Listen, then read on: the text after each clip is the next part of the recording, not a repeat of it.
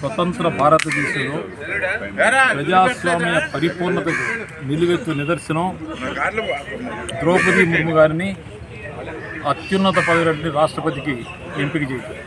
ఇటువంటి అసాధారణమైనటువంటి ఎంపిక చేసేటువంటి భారత ప్రధానమంత్రి నరేంద్ర మోడీ గారికి మా అభినందనలు తెలియజేస్తాం.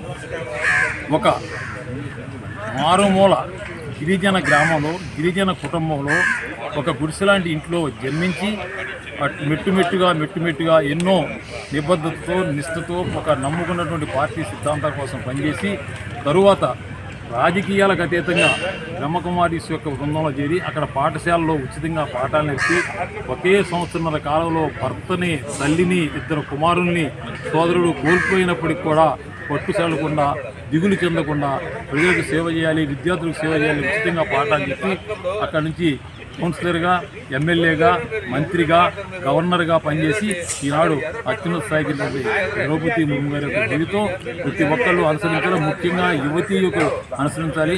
అందులో భాగంగానే రోజు అందరం చేసి ఎవరి పని వాడు చేస్తూ ఉంటాను. నేను పాఠాలు చెప్పవచ్చు, మీరు ఫోటోలు చేయొచ్చు. అలాగే ఈ లక్ష్మమ్మ రోజు మేము ఇక్కడ కూర్చునేటువంటి దీన్ని శుభ్రం చేస్తూ ఉంటుంది.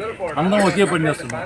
ఆ ద్రౌపది ముర్ము గారి యొక్క పుస్తకం సామాజిక జీవన సౌందర్యాలు కోరుకొని చిన్నప్పటి నుంచి వామపక్ష భావాలు నిండా నింపుకున్నటువంటి మాకు సోదరతుల్యులు విద్యాసాగర్ గారికి లక్ష్మమ్మ చేతితో ఈ పుస్తకాన్ని ఆవిష్కరింపజేసి విద్యాసాగర్ గారికి అంకితం చేయాలని చెప్పి మా మిత్రులందరం నిర్ణయించుకున్నాము. ఈ సందర్భంగా ఈ కార్యక్రమం చేశాం. చెప్పండి. మారుమూల ప్రాంతంలో జన్మించి ఇంత అసాధారణమైనటువంటి తీసుకొచ్చి ఆమె మీద పుస్తకం రాసి ఈ విధంగా చేసినటువంటి మాట్లాడతావా? అందరూ బాగా చదువుకోవాలి.